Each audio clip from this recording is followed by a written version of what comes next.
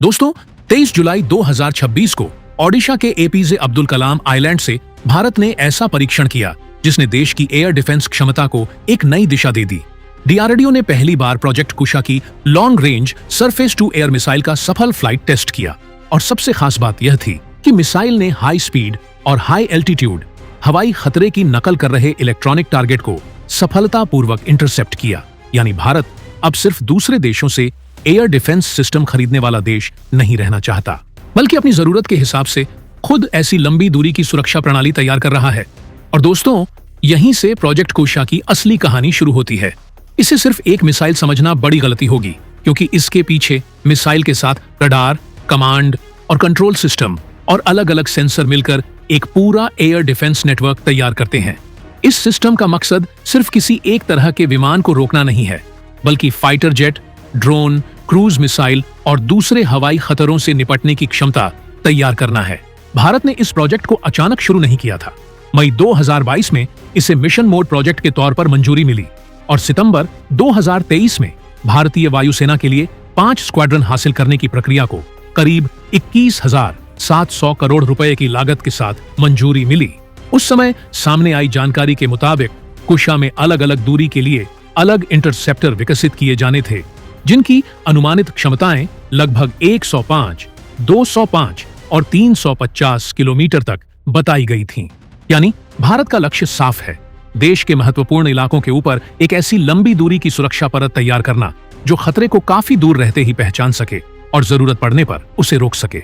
दोस्तों, पूरी अपडेट क्या है आगे वीडियो में समझते हैं, लेकिन वीडियो को एक लाइक कर दीजिएगा।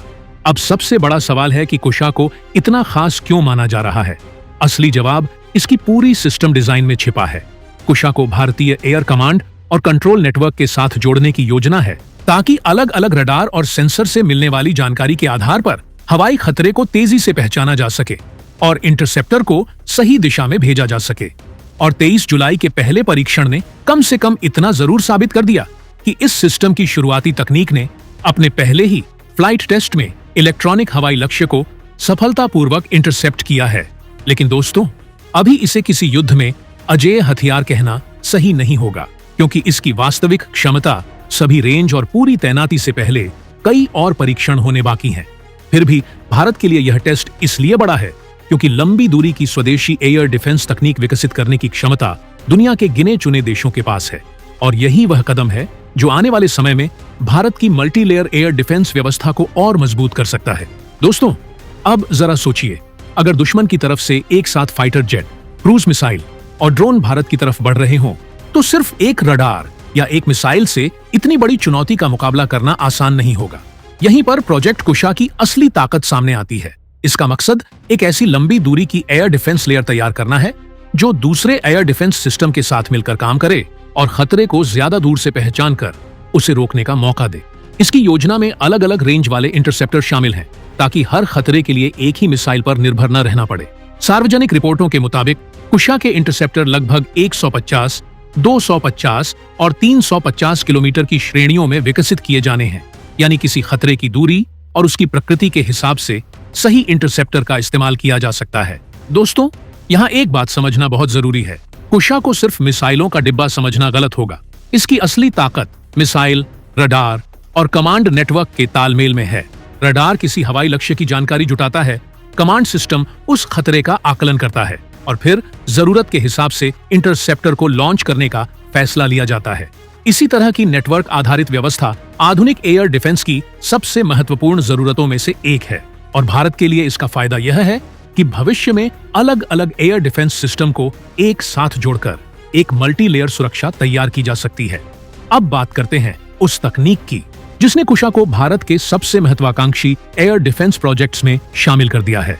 इसकी लंबी दूरी वाली क्षमता का मतलब है कि भारत संभावित हवाई खतरे को सीमा के काफी बाहर से ही ट्रैक करने और उसके खिलाफ कार्रवाई की तैयारी करने की कोशिश कर रहा है। इसके साथ आधुनिक रडार और इंटरसेप्टर तकनीक मिलकर सिस्टम को ज्यादा तेज और प्रभावी बनाने का लक्ष्य रखती है।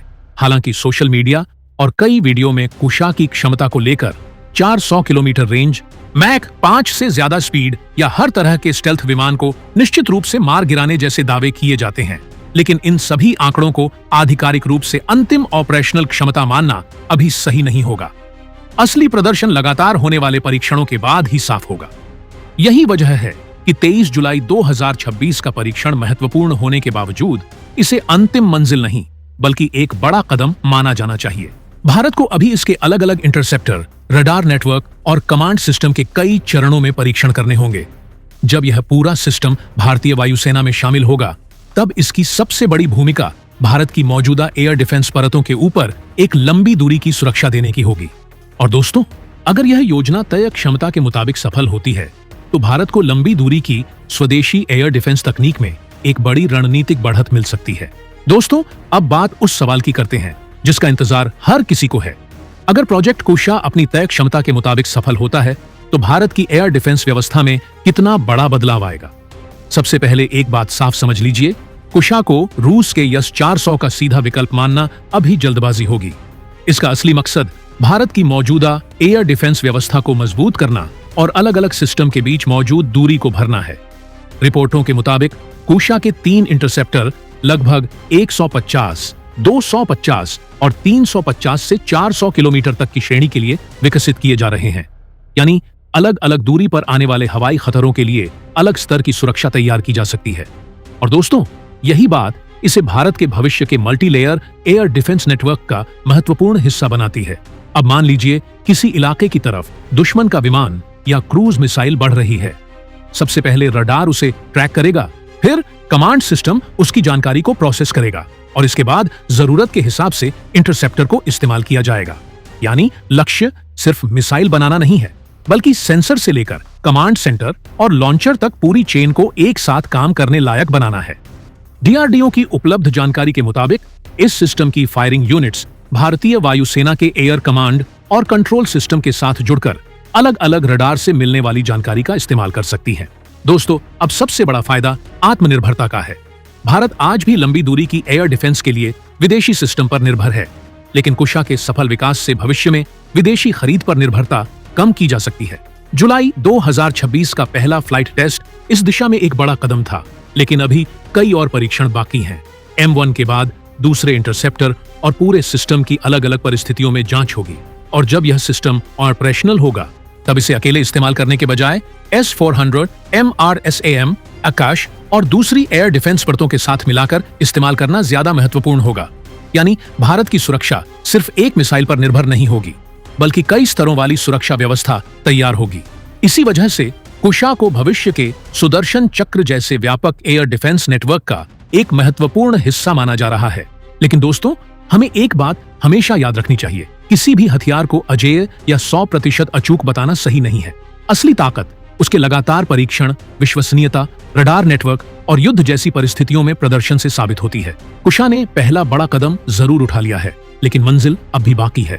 अगर आने वाले परीक्षण सफल रहते हैं और तय समय पर इसकी तैनाती होती है, तो भारत के पास अपनी जरूरत के हिसाब से तैयार किया गया एक लंबी दूरी का स्वदेशी एयर डिफेंस सिस्टम होगा। और यही भारत की रक्षा आत्मनिर्भरता की सबसे बड़ी तस्वीर है, जहां हम सिर्फ हथियार खरीदने वाला देश नहीं, बल्कि अपनी तकनीक खुद डिजाइन, विकसित और आगे चलकर बड़े पैमाने पर तैयार करने वाला देश बन रहे हैं। दोस्तों, प्रोजेक्ट कुशा की कहानी सिर्फ एक मिसाइल की कहानी नहीं है, ये भारत के बदलते रक्षा मॉडल की कहानी है। आने वाले वर्षों में इसकी असली परीक्षा होगी, और अगर यह अपने लक्ष्य पर खरा उतरता है, तो भारत की आसमान वाली सुरक्षा व्यवस्था पहले से कहीं ज्यादा मजबूत हो सकती है। जय हिंद, जय भारत।